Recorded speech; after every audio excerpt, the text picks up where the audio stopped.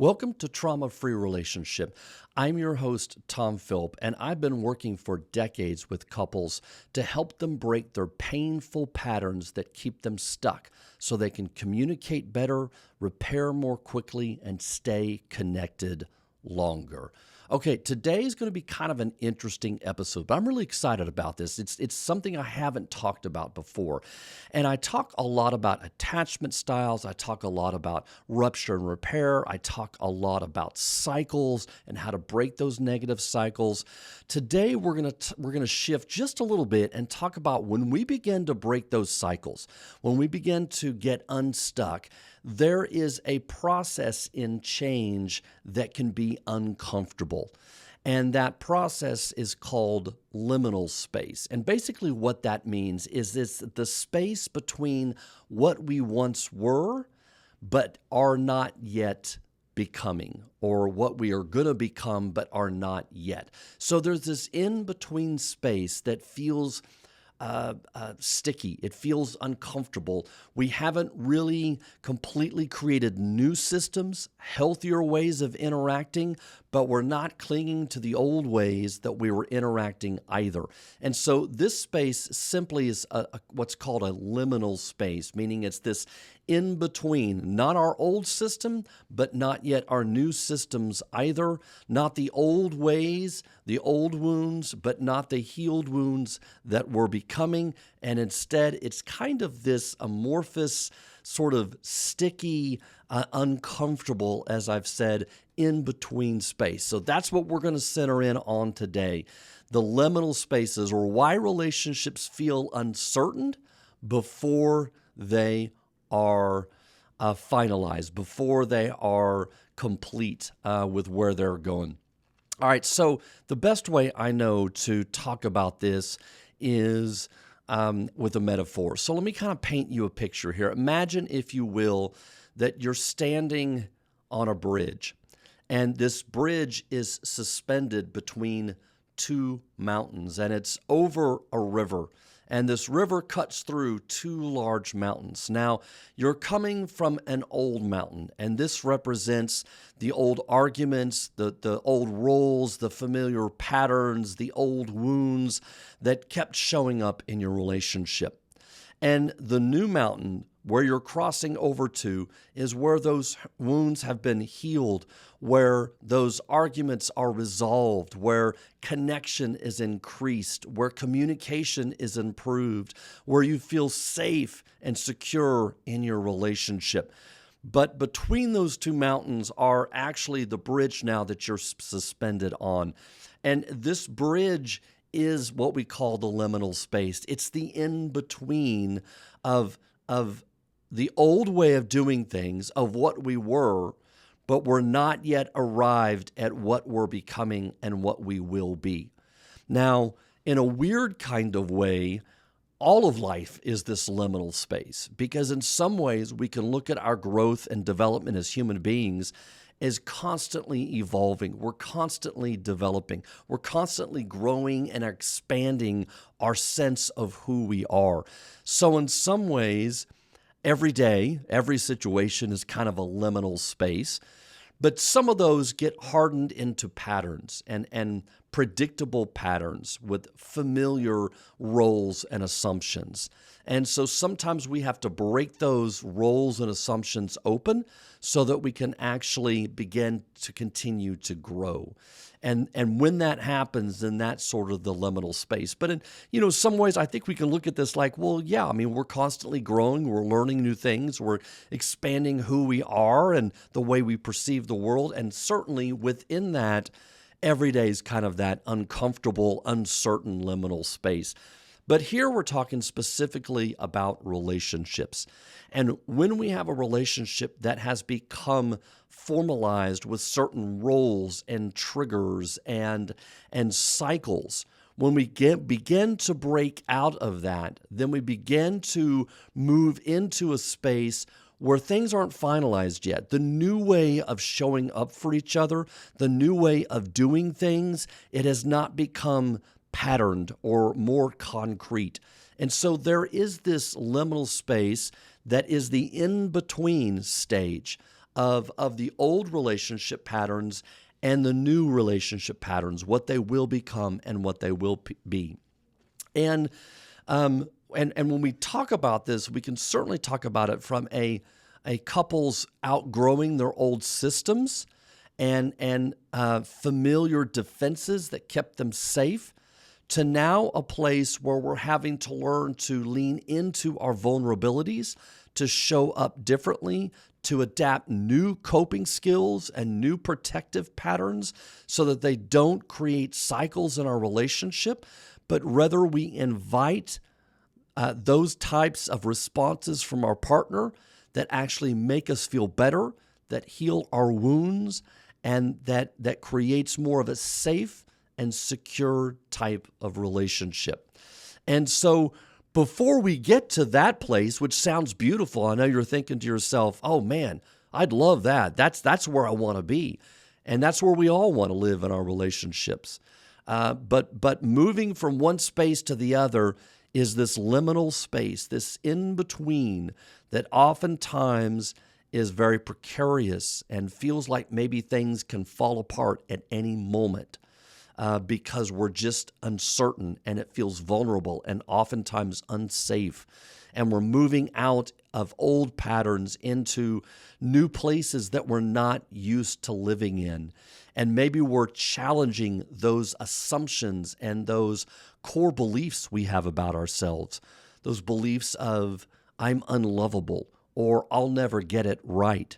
And we're starting to see glimpses of, oh, I can get this right for my partner. I can show up in a way that feels great for him or her, that makes them feel loved and cared for. I can be loved, and I know deep down I've always longed to be loved, and I'm starting to really feel that with my partner. And maybe more importantly than anything, we're starting to change those internal beliefs, not just the roles we perform in our relationships. So it's in the process of change, these liminal spaces, these in-between spaces that feel uncertain and uncomfortable, they're absolutely necessary in order for us to then harden the new, more positive types of feelings and behaviors and assumptions and core beliefs we have for ourselves that actually catapult us into a much better future for ourselves. Now, you may ask yourself, okay, that makes sense, Tom. I like that. There's an in-between here. There's a process of change, and part of that change is uncomfortable, and the uncomfortable part is living into what we're going to be and not resorting or falling back to what we were. What are some ways that we might individually and collectively as a couple actually sabotage this liminal space? So that's a really good question you're asking yourself. I'm glad you're asking that. I think there's lots of ways that couples can sabotage this so they actually end up going back across the bridge from where they came and living into the old pattern. And one is because it's safe and familiar. Even if it's painful, it is familiar. It's what you know. And maybe it's so familiar because it's what you grew up with. It's the family dynamic being lived out in your current relationship. It's the old belief that you'll never be loved, and so you show up in a way that makes you unlovable or hard to love. Maybe it's the same pattern that causes you to shut down and protect yourself in the same familiar ways, ensuring that you get the same outcome every time. So reliving those old ways, even if they're painful, is certainly a reason that I seek that can be very difficult for couples to be able to sit long enough in this space, this uncomfortable in-between space, long enough that they're actually able to cross the bridge to the other side and figure out how to get all the way across the bridge. So I think certainly part of the reasons couples can sabotage this liminal space is because they go back to what is familiar and what they know. Because let's face it, change is scary. And one of the scariest parts about change is Not that our partner might actually meet our need, but rather it's how we have to show up differently in order to be able to let that in and take that in. And we have to become something different than we are in order to be able to receive something different than what we've gotten in the past. And that can be a very scary place to be. You mean I have to change? I have to become something different in order for my partner to give me what I've been longing for in the first place? You mean I can't stay the same? I can't stay in my same protective patterns and my partner be able to show up for me and do the things that I've longed for them to be able to do and just be happy? No, you can't. Long story short, you have to be able to change. In order to receive something different, you have to be able to be something different. And that means we might have to let go of our old ways of being. So I think there's lots of ways that couples can sabotage that. But certainly one of the first and foremost, I think, is because change is scary and it requires change not just in your partner, but in you as well. And when the rubber meets the road, when a partner really begins to realize that, oh, if I want to be happy in this relationship, it's not just my partner giving me what I'm not getting, but it's me being able to show up differently to receive it.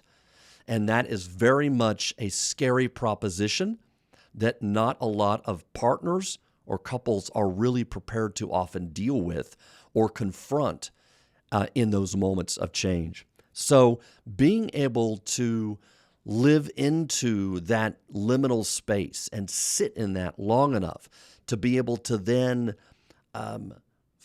get comfortable enough with the new you, the new thoughts, the new feelings, the new patterns that begin to take hold so that you can actually make it to the other side of the mountain, I think is one of the reasons, maybe one of the foremost reasons, that couples can actually sabotage this liminal space, this space we're talking about today, because they can cling to what's certain, they can cling to what is familiar, and it doesn't require them to change. They can just look at their partner and say, well, you need to be different in order to love me differently, whereas this liminal space requires both partners to be different.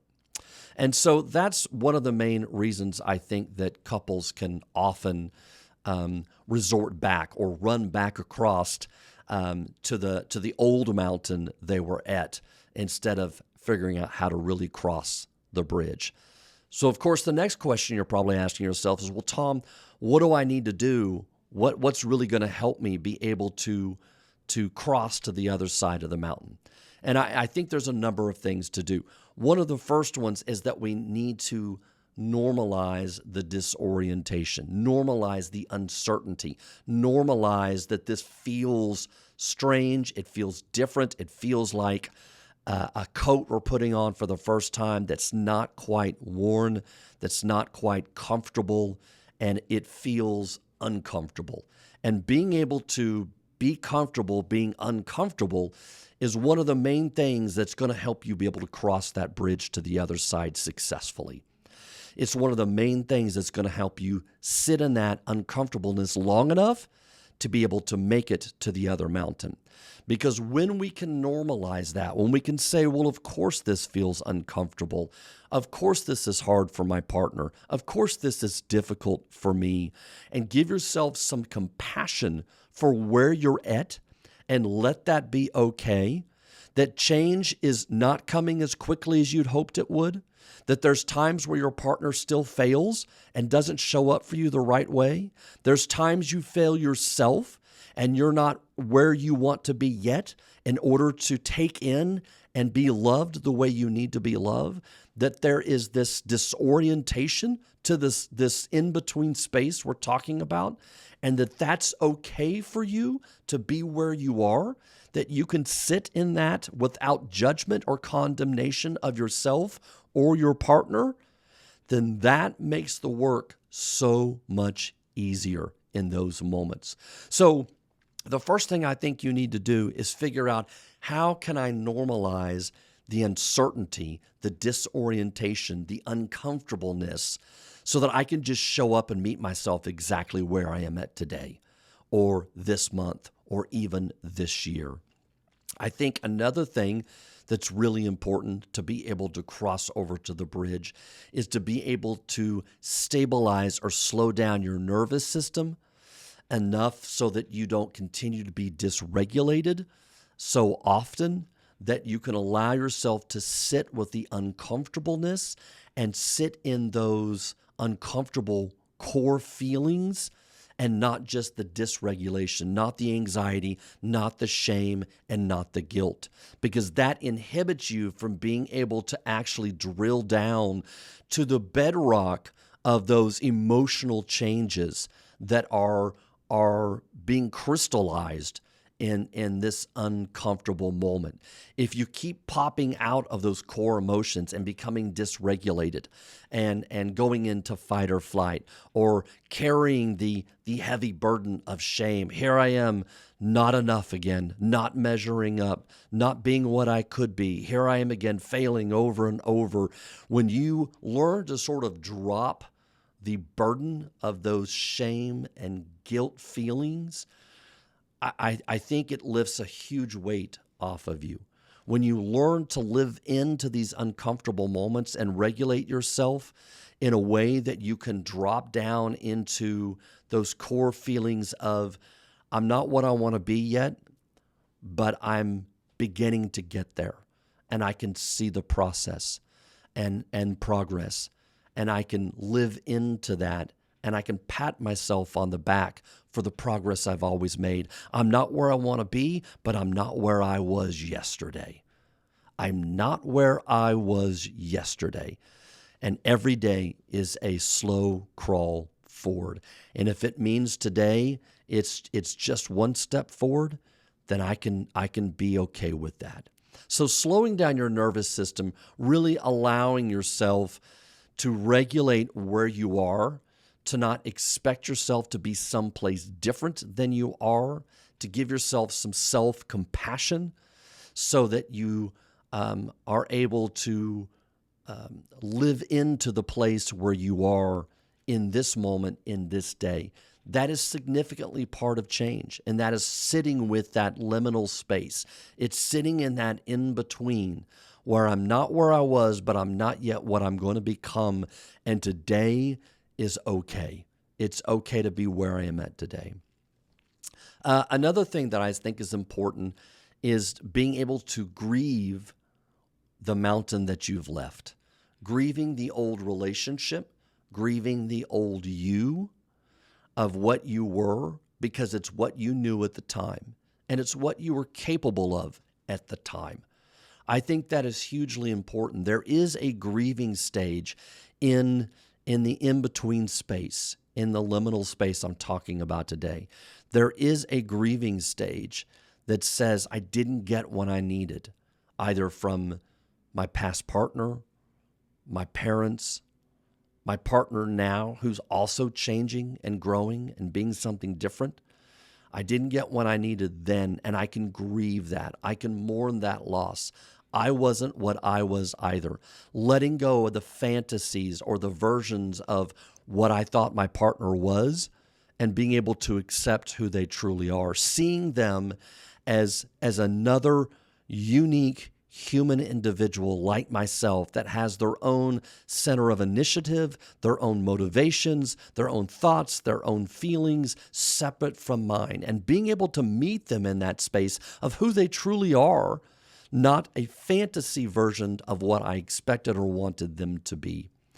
Or even mourning my old self of what I thought I was. And now I'm able to see myself more clearly.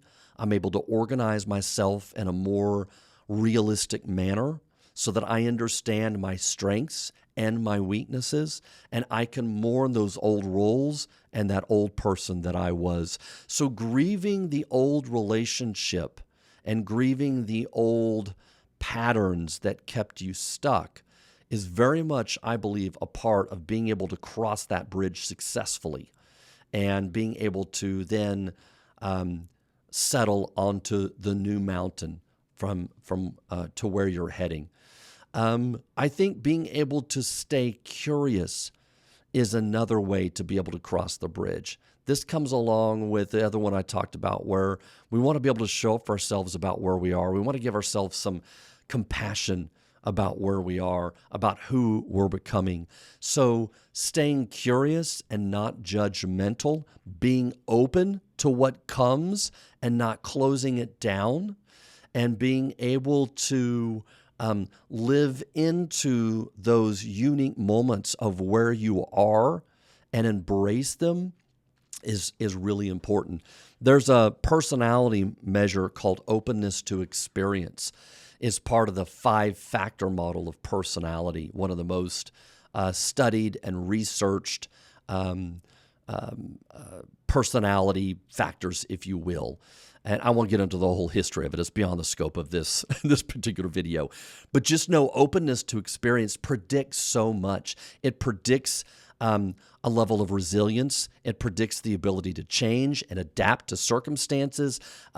Being open to experience predicts how you're able to get along and get ahead in the world, not only with your partner, but in your workplace as well. So it's a hugely important factor in our personality, but that is a factor that can be cultivated, that can be nurtured. And so being able to stay curious and open to the experience you're having in the moment is very crucial to being able to cross that bridge and get to the other side. And then finally, I just want to say, being able to create shared meaning together, that we both are on this bridge. We're both leaving versions of who we were, but not yet versions of where we're going to be, and we're writing this story together.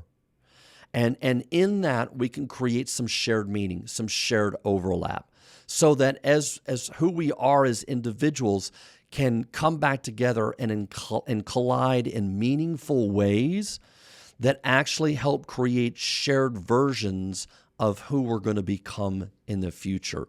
And I think crossing that bridge, giving your partner the recognition that they too are trying, they too are changing, they too are growing just like you are, and you can embrace that together as a team, as a couple, and create those shared meanings of our story is not yet written. And the last chapter, the last mountain we were on, is not the end of our story together, but rather this bridge represents the future we're going to write and the new chapter we're going to write together. And when we do that, we're going to become something much more than what we currently are. We're going to be able to live into a shared future together because we've learned how to grow and adapt together. We've learned how to live in these uncertain spaces, these liminal spaces that allow us to transform.